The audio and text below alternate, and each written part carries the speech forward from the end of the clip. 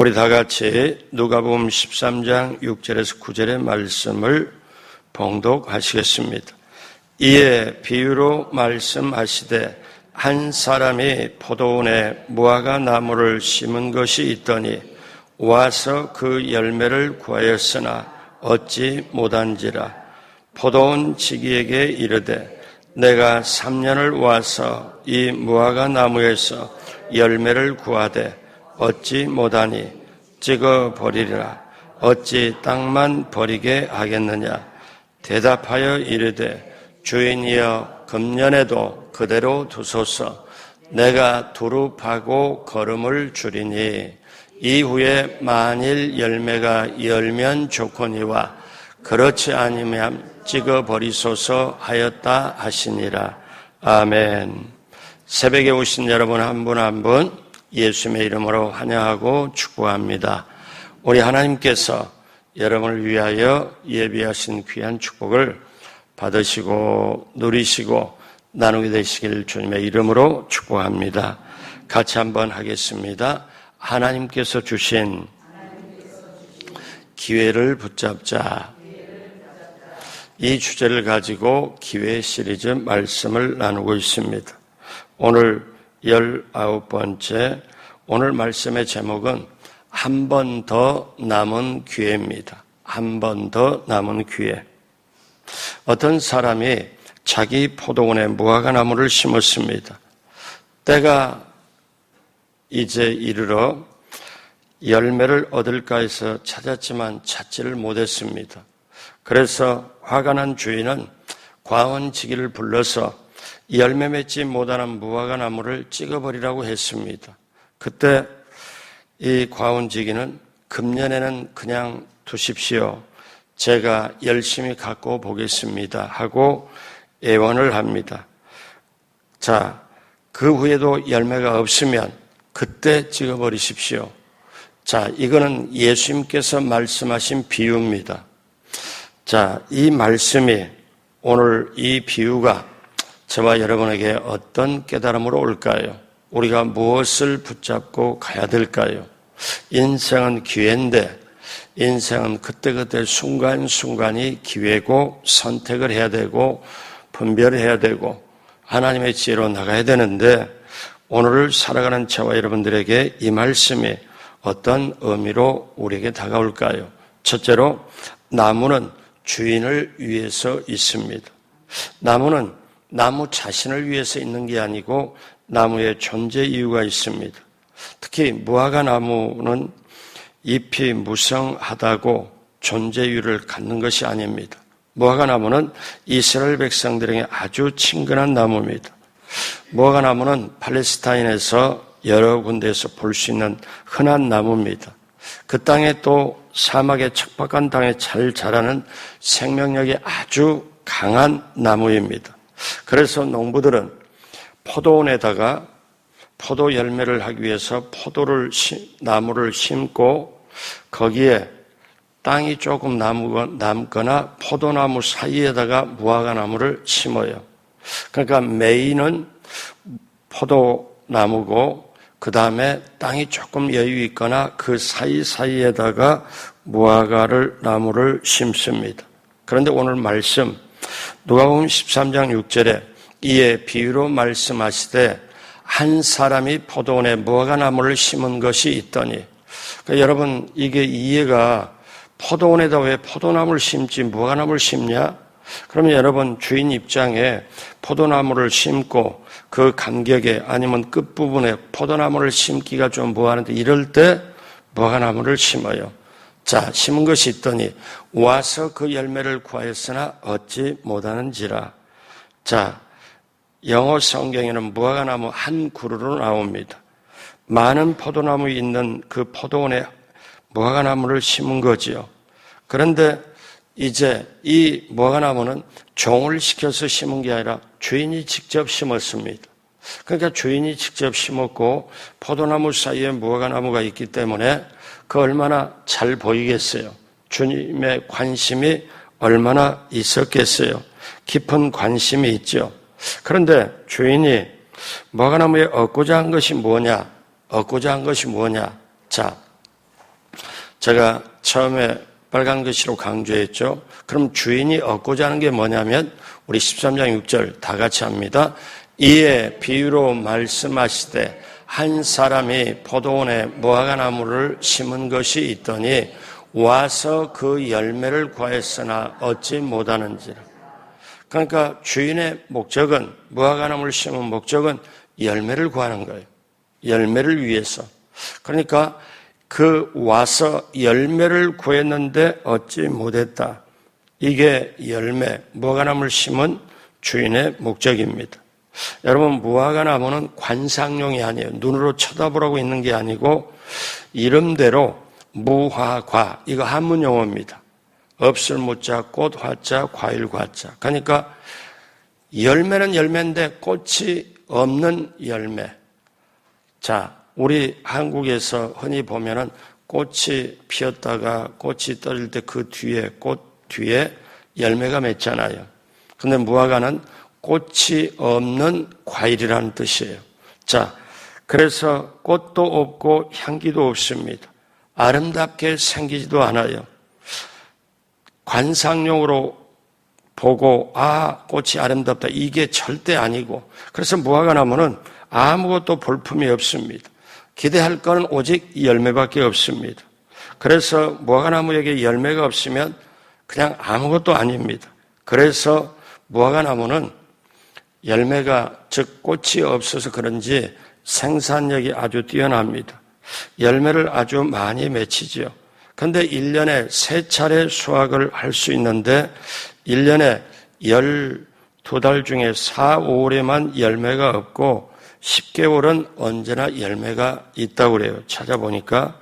그런데 무화과나무를 심은 주인은 오직 열매만 원해요. 여러분, 저와 여러분은 누구를 위해 존재합니까? 나를 위해서 존재하나요? 아니면 주님을 위해서 존재하나요? 새벽에 오신 분에게는 이런 질문 안 해도 돼요. 여러분, 나무는 나무 자신을 위해서 존재하는 게 아니라 나무는 주인을 위해서. 그럼 주인이 바라는 것은 열매를 원하는 것. 자, 이거를 원하는 거죠.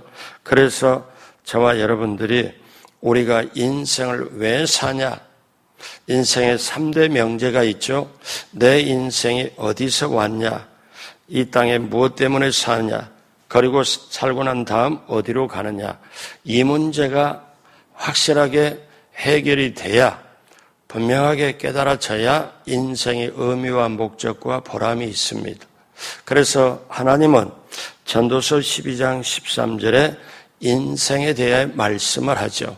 일의 결국을 다 들었으니, 자, 같이 합니다. 하나님을 경외하고 그의 명령들을 지킬지어다. 이것이 모든 사람의 본분이니라. 그러니까 전도서 이 기자가 어떻게 해요? 인생의 결국 마지막에, 사람의 일의 결국 마지막을 겪어보니 사람의 인생의 일을 다 보고 또 깨달아 보니 결국은 인생은 하나님을 경외하고 그의 명령들을 지키는 것이다. 이것이 모든 사람의 본분이다. 그래서 저와 여러분들이 사는 것, 하나님을 경외하고 사는 것, 하나님의 명령을 지키고 사는 것이 우리가 살아갈 이유입니다. 그래서 사도 바울이 고린도 교인들에게 이렇게 말씀하죠. 우리가 먹든지 마시든지 무엇을 하든지 모두 다 하나님의 영광을 위해서 하라. 이겁니다. 자, 오늘 첫 번째, 나무는 주인을 위해서 존재 목적이 있습니다. 열매를 맺는 것. 왜? 주인이 열매를 얻기 위하여 나무를 심었기 때문에 그렇습니다. 둘째로, 주인은 열매를 찾습니다. 무화과나무 심은 게 열매를 원하기 때문에 열매를 찾는 거죠. 그 주인이 열매를 기대하고 1년을 기다립니다. 그런데 1년 안에 열매를 맺지 못해요. 2년을 기다려보았습니다. 열매 못 맺었어요. 또 3년을 기다리기로 했습니다. 3년이 지나도 열매를 맺지 않았습니다. 드디어 주인이 화가 났습니다. 우리말로 열받았습니다. 그래서 누가복음 13장 7절에 같이 합니다. 포도원 지기에게 이르되 내가 3년을 와서 이 무화과 나무에서 열매를 구하되 어찌 못하니 찍어버리라. 어찌 땅만 버리게 하겠느냐. 주인이 무화과나무에 바라는 건 열매인데 주인이 이거를 원하질 않아요. 그동안에 무화과나무가 3년 동안 얼마나 자랐냐, 얼마나 멋있어졌냐, 이런 거 전혀 주인은 관심이 없습니다. 열매만 찾습니다.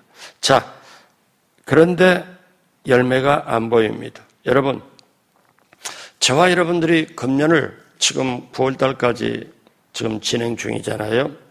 그러면 우리 주님께서 금년에 저와 여러분들에게 찾는다면 무엇을 찾겠어요? 열매를 찾겠지요. 자, 잠시 한번 우리가 가을 되면 선선해지고 그 다음에 날씨가 차가워지면 정신이 좀 듭니다. 그러면서 세월이 또 빨리빨리 가요. 아, 금년에 이렇게 해서 또 마무리가 되나? 내가 금년에 아쉬움이 이렇게 있고 후회가 이렇게 되는데, 여러분, 우리가 한번 잠시 금년 12월이라고 생각을 해봐요. 그러면 금년을 되돌아보고 내가 금년을 제대로 살았나, 아니면 내가 열심히 살았나, 열매가 얼마나 맺었나. 근데 우리가 이 열매라는 관점에서 한 가지 생각을 해봐요. 여러분, 우리가 열매를 맺었다고 다 주님과 상관이 있는 게 아닙니다. 자, 쉽게 말씀드리면 늘어났다고, 모든 면에서 늘어났다고 열매가 아니라는 거예요. 자, 다시 말씀드려요. 여러분, 금년에 늘어난 재산이 주님과 어떤 상관이 있습니까? 건강을 잃었다가 건강을 찾았으면 그게 주님과 어떤 상관이 있나요?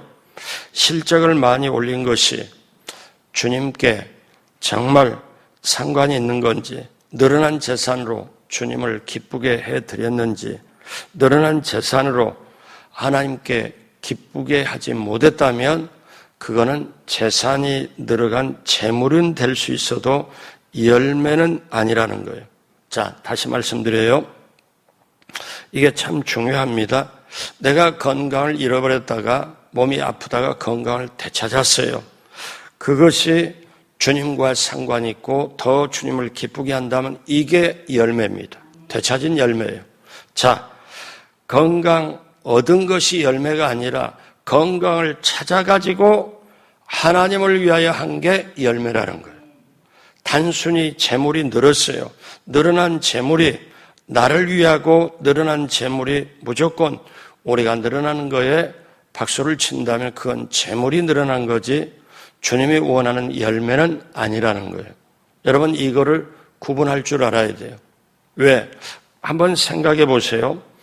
어떤 사람이 암에 걸리거나 어떤 사람이 정말 힘든 아픔이 있거나 병에 걸렸다고 할 때 여러분, 그거를 정말 우리 같으면 기도하고 같이 기도하고 하나님 고쳐달라고 기적을 베풀어달라고 했다가 하나님 낫게 해주셨어요. 하나님이.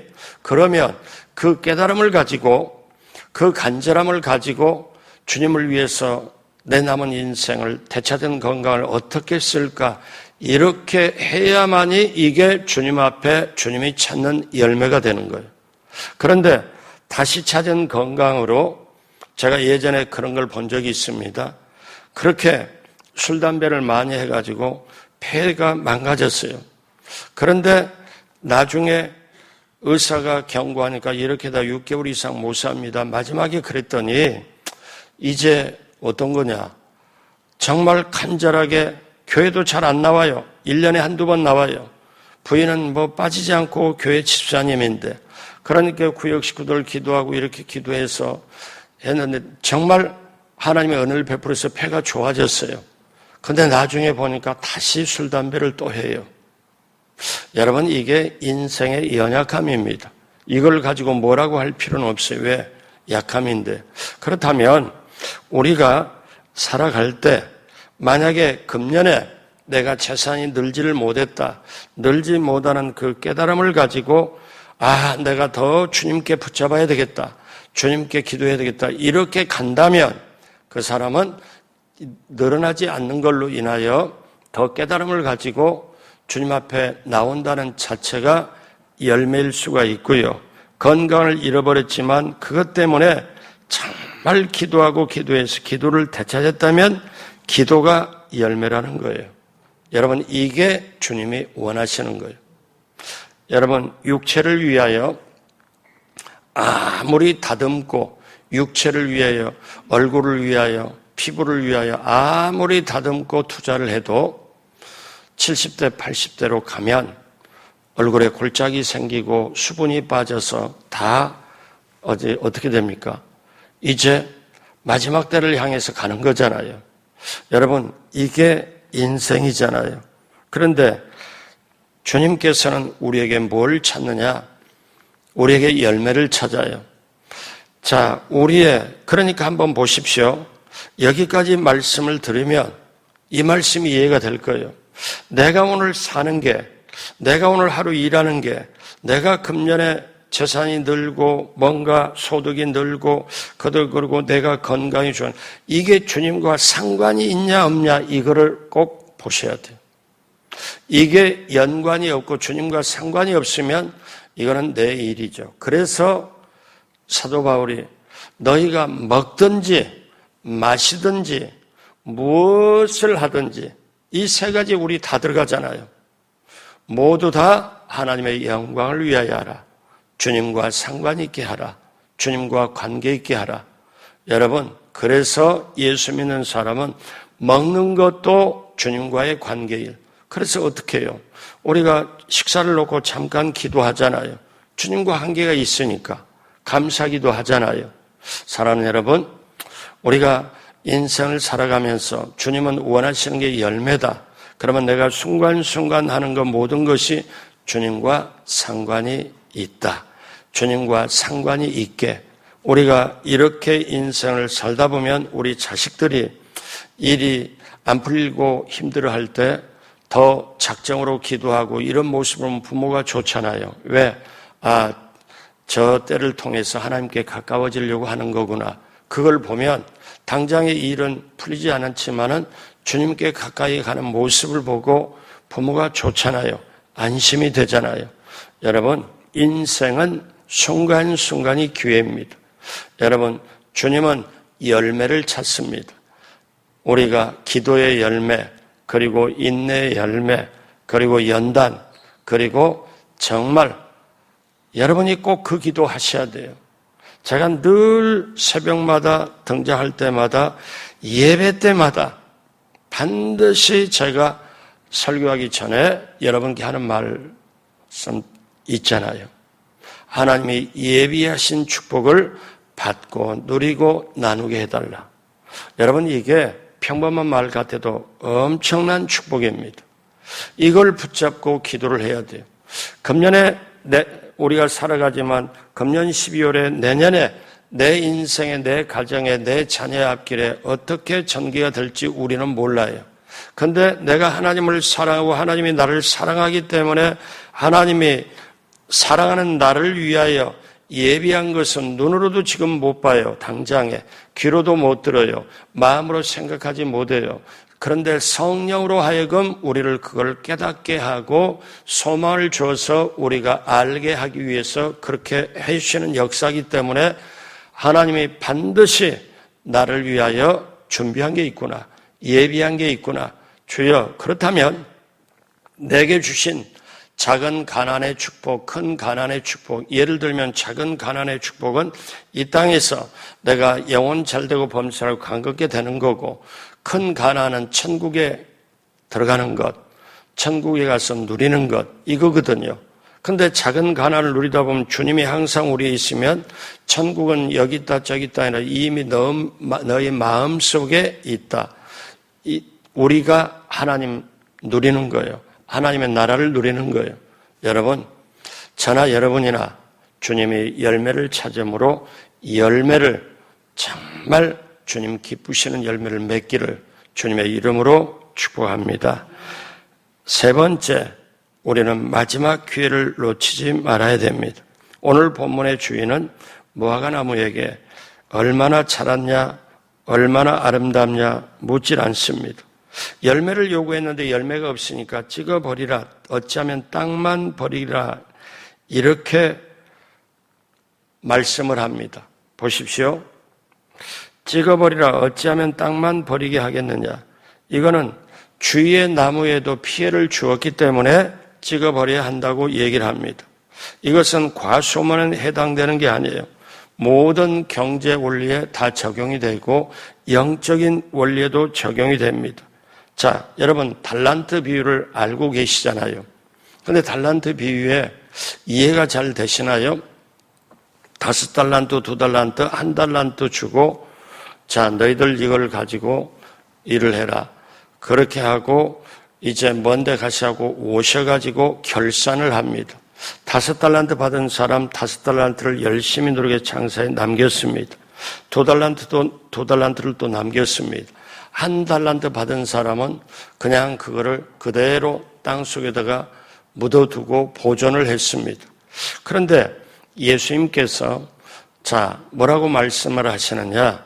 그 1달란트 받은 사람 땅속에 있던 이 묻어두었던 이 사람을 보고 악하고 게으른 종아, 그리고 너는 밖에 나가 슬피 울며 이를 갈며 슬피 울 것이다. 그리고 저 1달란트 땅속에 묻은 저 사람이 1달란트 빼앗아서 여기 10달란트, 4달란트 곱절로 남긴 이 사람에게 주어라. 근데 5달란트, 2달란트 받은 사람은 어떤 평가를 받냐면 착하고 충성된 종. 1달란트를 그대로 묻어둔 사람에게는 악하고 게으른 종. 자, 이렇게 얘기를 합니다. 그러면 이게 어떤 사람이 제가 예전에 성경 공부하는데 그런 얘기를 해요. 아니, 목사님, 1달란트 그대로 가지고 있는 게 이렇게 죄가 됩니까? 아니, 주님이 너무하는 거 아니에요? 여러분은 어떻게 생각하세요? 이게 달란트 비유가 쉽게 이해가 돼요? 자, 그러면 오늘 이 말씀하고 비교를 해봅니다. 자, 포도나무, 포도원에 무화과나무를 심었는데 무화과나무가 열매가 없어요. 그러면 주인 입장에서 보니까 어떠냐면 이 무화과나무는 열매를 못 맺었어요. 그러니까 다른 나무를 심을 수 있는 기회를 박탈했죠. 그리고 땅의 영양분을 빨아먹었으니 곁에 있는 포도나무에 돌아갈 영양분도 가로챘지요. 그 다음에 과운지기가 열심히 수고와 땀을 해서 했는데 그것도 소용없이 만들었죠. 3년이라는 시간을 낭비를 했죠. 무엇보다도 주인의 관심과 기대를 저버렸습니다. 여러분, 그러면 무화과나무가 열매 없는 게 잘못된 거죠. 자, 여기서 잠깐 경제학자들은 기회비용이란 말이 있습니다. 기회비용. 이것이 뭐냐? 한 사람이 1,000만 원을 가지고 100만 원의 이익을 얻었어요. 그런데 이 사람이 1,000만 원을 가지고 100만 원에 투자해서 100만 원의 이익을 얻었으면 우리가 100만 원 이익을 얻었다고 생각합니다. 그런데 보니까 그렇지 않을 수도 있다는 거예요. 이 사람이 여기에 투자를 안 하고 다른 데 투자를 했더니 120만 원의 수입을 얻었습니다. 이익을 냈어요. 그러면 맨 처음에 100만 원을 얻은 것보다 다른 곳으로 거기 안 하고 다른 곳으로 있으면 120만 원의 이익이 있었다면 맨 처음에 투자한 것보다 20만 원의 손실이 났잖아요. 이걸 기회비용이라고 말합니다. 그러니까 하나님이 이 달란트 비유를 말씀하면서 어떤 말씀이냐, 무익한 종은 사실 1달란트 땅에 묻어서 원금만 잘 보존한 게 아니고 은행에 맡기지 않았기 때문에 은행 이자만큼 주인에게 손실을 끼쳤어요. 맞아요? 틀려요? 맞잖아요. 그래서 마태복음 25장 27절에 그러면 와서 판단하는 거죠. 사실 심판이죠. 내가 마땅히 내 돈을, 보십시오. 주인이 와서 너 종이 나 주인 돈을 취리하는 자들에게 맡겼다가, 그러니까 이익을 취하고 그걸 돌리고 굴리는 사람이 맡겼다가 내가 돌아와서 내 원금과 이자를 받게 했을 것이 아니냐. 그런데 너는 이자만큼 손실을 땅에 묻어두었기 때문에 주인에게 이자를 못 받게 했으니 그만큼 주인에게 손해를 보이지 않았느냐? 다시 말하면 너는 주인의 기회비용을 잃어버리게 한 죄가 있다. 여러분 맞잖아요. 그러니까 주인이 볼 때는 악한 거예요. 주인에게 손실을 끼친 거예요. 악한 거예요. 왜? 100만 원, 다른 사람은 100만 원 얼마 이렇게 이득을 얻었지만 이 사람은 오히려 100만 원 이득을 얻지도 못했을 뿐만 아니라 최소한의 이자도 못 받게 주인에게 손실을 끼쳤기 때문에 저 사람에게는 더 이상 이거를 맡길 수가 없다. 그러니 한 달란트 뺏어다가 다시 여기에 5은 5 남고 2은 2 남긴 여기에게 주어라. 여러분 이게 주인의 판단이에요. 여러분 이게 경제 원리도 적용이 되지만 영적 원리도 그대로 적용이 돼요. 그래서 기억하십시오. 우리 모두는 예수 그리스도의 보혈로 죄 씻음을 받고 구원을 입었습니다. 내가 살아가는 집, 입고 있는 옷, 타고 다니는 자동차, 날마다 먹는 양식, 하나님으로부터 우리가 받은 거예요. 각양 좋은 은사도 받은 거예요. 만약에 땅만 버리는 무화과나무와 같이 열매도 유익도 열리지 못한다면 하나님 앞에 죄가 되는 거예요. 그래서 악하고 게으른 종아, 한쪽은 착하고 충성된 종아. 근데 착하고 충성된 종아 하면서 뭐냐면 이렇게 얘기를 했습니다. 너가 작은 일에 충성했음에, 작은 일에 충성했음에.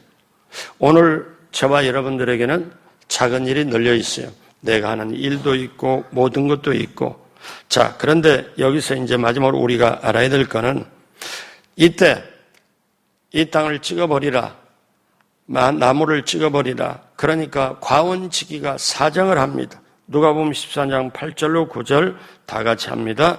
대답하여 이르되 주인이여 금년에도 그대로 두소서. 내가 두릅하고 거름을 줄이니 이후에 만일 열매가 열면 좋거니와 그렇지 않으면 찍어버리소서 하였다 하시니라. 여러분 하나님은 오래 참으시지만 영원히 기다리지는 않습니다. 그러면 여기서 오늘 이 주님께서 말씀한 이 포도원의 무화과나무의 비유에서 우리가 알아야 될 게 있습니다. 여기서 포도원 주인은 하나님을 말씀해요. 그리고 여기서 포도원지기, 과원지기는 중보하는 예수 그리스도를 말씀해요. 그러면 여기 포도원에 심겨진 무화과는 이스라엘 백성을 말하고 있지만 오늘 저와 여러분을 얘기하고 있어요. 근데 중요한 건 3년이 지나도 무화과 열매가 맺지 못했다는 거예요. 그래서 여기에 과원지기가 계속 주인에게 사정을 합니다. 제가 열심히 가꾸고 열심히 할 테니 1년만 더 참아달라고. 근데 이게 3년이 가잖아요. 우리 주 예수 그리스도께서 우리가 세상에 살아갈 때 때때로 죄짓고 실수하고 실패를 한다 할지라도 우리가 열매가 없다 할지라도 예수님이 중보자가 돼서 하나님께 뭐라고 그러냐면은 1년만 더 기다려 주십시오. 1년만 더 기다려 주십시오 하고 예수님이 저와 여러분을 기도하면서 중보하면서 우리를 정말 따뜻하게 보호하고 인도하는 것, 하나님께 대하여. 그러면 하나님은 참고 참으시는데 열매가 없으면 그래서 마지막에는 열매로 그들을 알리라. 열매를 원하시는 거예요. 그렇다면 사랑하는 여러분 기억하십시오. 오늘 우리에게 준 살아가는 자체가 기회입니다. 저는 제 신학교 동기 목사님이 지금 현대아산의 중환자실에 있어요. 며칠 전에 사모님하고 통화를 했어요. 뇌출혈로 쓰러졌어요. 제가 저하고 같은 나이, 비슷한 나이, 친한 신학교 목사들이죠 다. 두 사람이 갔습니다. 그 이전에 또 갔어요. 저하고 비슷한 연배인데도 하나는 심장, 하나는 뇌 이런 걸로 해서 갔어요. 그때 제가 받은 충격이 있죠. 근데 지금 중환자실에 있는 이분은 뭐냐? 저하고 나이 차이가 좀 납니다. 근데 신학교 같은 졸업생, 같은 동기예요. 제가 사모님께 전화를 했더니 그 목사님 전화를 했더니 사모님이 받아요. 상태가 어떻습니까? 예, 뇌출이 돼서 중환자실에 갔다가 상태가 좀 좋아져서 나왔는데 일반 병실을 나왔는데 걷다가 쓰러져가지고 다시 중환자실로 들어갔는데 목사님 좀 의식이 깨나질 않아요. 굉장히 그걸 들은 사모님의 목소리가 너무 처져 있고 무거워요. 그걸 듣는 저도 마음이 무거워요. 그러면서 제가 이렇게 새벽에 무릎 꿇으면서 제가 지금 살려달라고, 하나님 이 사람 살려달라고 기도하는 사람이 4사람입니다. 살려달라고 기도하는 사람이 4사람. 이 사람 병 고침받게 해달라고 하는 사람이 한 7명 돼요. 제가 이렇게 기도하는 게. 그러면 여러분 보십시오. 제가 여기서 뭘 깨닫느냐면은, 그러면 제 친구들 갔을 때도 그렇지만 저에게는 아직 기회가 있구나. 그러니까 제가 지금 이 새벽에 와서 설교할 수 있는다는 자체도 이것이 기회구나. 제가 지금 여러분과 대면하고 말씀을 전하고 우리 성도님 신방하고 뭐하고 이렇게 할 수 있는 것도 기회구나. 그렇다면 이 저에게 준 기회가 얼마나 소중하겠어요. 제가 새벽에 나와서 아니면 이렇게 성도님들하고 전화해갖고 이렇게 할 수 있는, 언젠가는 이게 스톱될 날이 올 거예요.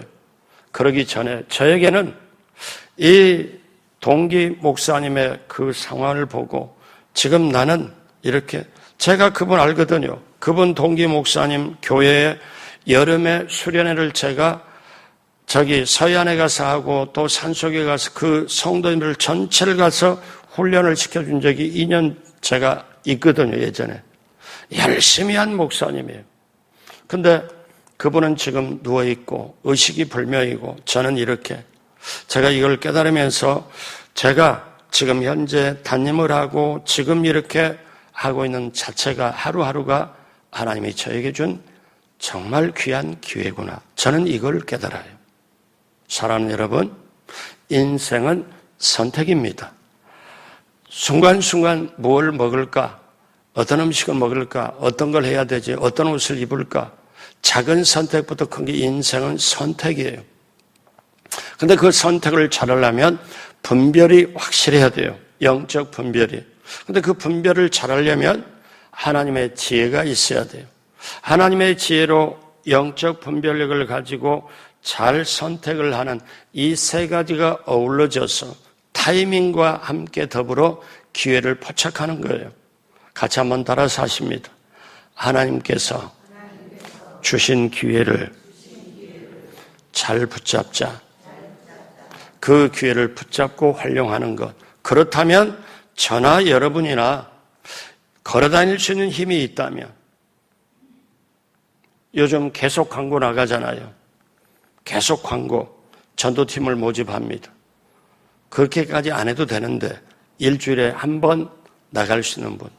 이제 어떠냐면 하나님은 저와 여러분들에게 늘 기회를 제공하고, 그런데 그 언젠가는 그 기회가 끝날 때가 있어요. 아무리 내가 깨닫고 하고 싶어도 육체에 힘이 없고 2다리로 걸어다닐 수 없다면 이제는 어떻게 해요? 내 앞가림도 못할 때가 우리는 노쇠로 아니면 나이 들어서 그때가 우리는 모두에게 와요. 그러기 전에 여러분 권사님들 기도할 수 있잖아요. 중보기도. 전도할 수 있잖아요. 왜? 옆집이든 누구든 음식을 나누고 얼마든지 할 수 있잖아요. 이게 내가 지금 오늘 눈 뜨고 지금 내가 저녁에 잠자리 들 때까지 하는 모든 것이 주님하고 연관이 있냐 없냐. 여러분 이게 소중한 겁니다.